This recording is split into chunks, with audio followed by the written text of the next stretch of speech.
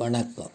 நான் உங்களுடன் ஒன்றிய மதவாத பிஜேபி மைனாரிட்டி அரசு தமிழ்நாட்டில் மக்களின் வளர்ச்சி திட்டமான கல்வி, மெட்ரோ, பேரிடர் நிதி, கட்டுமான பணி இவைகளுக்கு முட்டுக்கட்டை போடுவதுடன் தரவேண்டிய நிதியையும் கொடுக்காமல் வஞ்சிப்பதுடன் மக்களை மதவாதத்தை நோக்கி திசை திருப்ப நினைத்து பொய் நாடகங்களை அரங்கேற்ற மத்திய மந்திரிகளை இங்கு அனுப்புகிறது.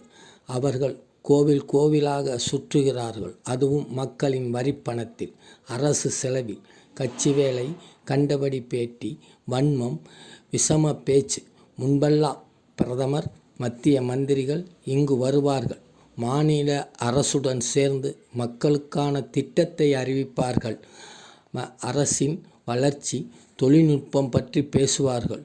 இப்பொழுது தீபம் ஏற்றுவோம், கலவரம் செய்வோம், தமிழக அரசை கண்டபடி பேசுவது, மூட நம்பிக்கையை பரப்புவது.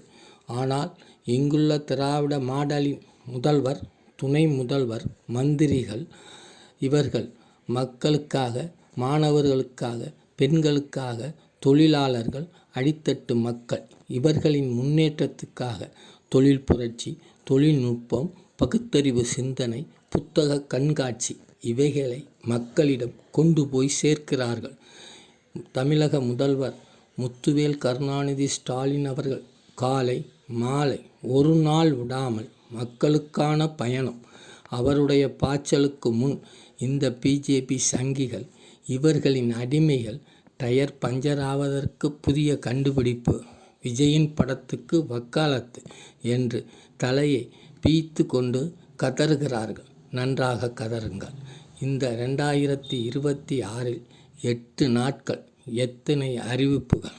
மக்களுக்கானது, மகத்தானது, மனிதத்துக்கானது. தமிழக மக்கள் அறிவார்கள். திராவிடம் வெல்லும். நன்றி, வணக்கம்.